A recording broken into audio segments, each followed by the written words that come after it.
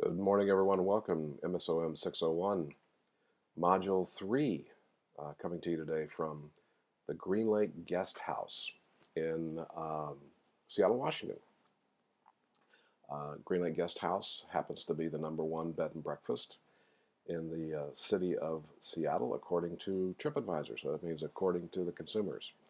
And so this is an absolutely lovely place. The owners here have been good friends of ours for many years, and so we're just having a good time being here. One of the things that I wanted to share with you is just from an entrepreneurial perspective. Part of the challenges that you have here in running a small business is being able to get time away. And so what the owners of Green Lake are going to be doing, they're going to be going to Australia for 3 weeks. And my wife, since she has experience in running our own property for several years, will come in and run their property for them, manage the staff, and take care of the guests and all of those things. So really pretty cool idea. And my wife's done that in many states across the United States. And so that's what's going to be happening for the next couple of weeks. So you'll see me in Seattle in different locations for the next 2 to 3 weeks. So Module 3 this week, 2 chapters you're going to have to read. Chapter 6 talks about evaluating the credibility of sources. Evaluating the credibility of sources.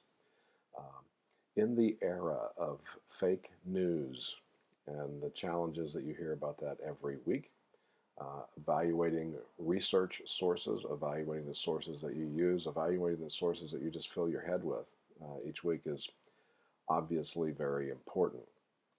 And so that will be the readings for Chapter 6. Chapter 7 talks about how do you evaluate arguments? How do you evaluate arguments? And I'm not talking about arguments in the sense of disagreements from a political perspective and all of those things. I'm talking about a traditional argument. You believe one thing, I believe another. So how are we going to look at those things in conjunction with Chapter 6, again, evaluating the credibility of your sources. So that's what you're going to be reading about this week. Really interesting readings. So I hope you dig deep in those. And I hope you begin to look for sources at the CSU online library. It's a great place to find on credibility. Also, this week the discussion board post will talk about definitive words. Definitive words. You'll see me in my comments on your papers talk about the use of definitive words like all, always, will. And you really, in research writing, can't use those words unless you have a source to back you up.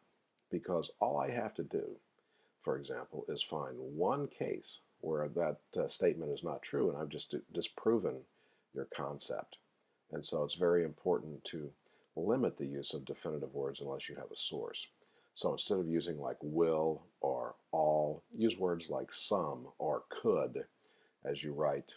And so you'll see my comments on your papers about those. I still have a challenge in doing that and making sure that I do not use definitive words both in conversation, verbally, and then in written conversations. So just understand the challenges that are associated with that. So that's discussion 1 this week. The assignment this week talks about a 4-test method for evaluating arguments. And so I always like to provide options for people as they begin to look at things so you can do something that you can repeat over and over and over again. And so this 4-step method is actually pretty good, and I hope you're able to clearly explain it as you go through your paper this week. Again, I want to challenge you to make sure that you're reaching out to the CSU online library to find your sources. This is a graduate program, so research is very, very high, and the value placed on research is very high in my book. Okay? Also begin to focus on APA. In the announcements from very early on in the class, I have a lot of sources that are there. I have a sample APA paper. I have videos that highlight some of the key tips in APA. So I just encourage you to continue to look at those things as you begin to dive deeper into this thing called research, right? Okay, hope you have a great week. Totally accessible, so if you need me, contact me, all right? Take care.